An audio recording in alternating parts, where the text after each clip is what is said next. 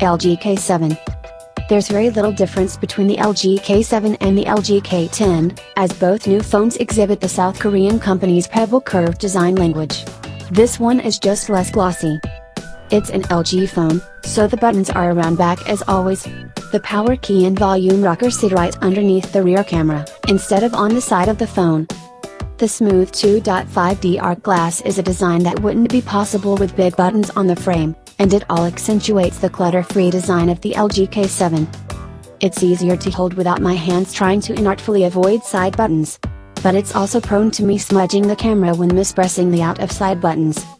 LG K7 has a more basic matte finish for a subdued look compared to the glossy, woven pattern of the LG K10, and it comes in a Titan carbon gray color at a smaller 143.6 by 72.5 by 8.9 mm size. At 480p, the 5-inch LG K7 display doesn't quite measure up to resolution of most 1080p Android phones. It doesn't even reach the 720p potential of the LG K10. LG made its K-series phones an adequate enough performer on a budget.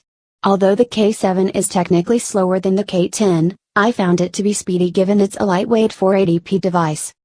It doesn't need much to power through the basic Android apps, and the LTE model I demoed had a 1.1 GHz quad-core processor. There's a 3G with a 1.3 GHz quad-core chip, too. It has 16 GB of internal storage on board with 1.5 GB of RAM, though there's also an entry-level option for 8 GB of storage with 1 GB of RAM that's best avoided. An 8MP rear camera and 5MP front-facing camera come with many of the LG bells and whistles like gesture shot, gesture interval shot and a screen-lit flash for front-facing selfies. LG K7 runs Android 5.1 Lollipop, which means it hasn't hopped on Android 6.0 Marshmallow's energy savings bandwagon yet, but it does boast a decently sized 2,125 mAh battery.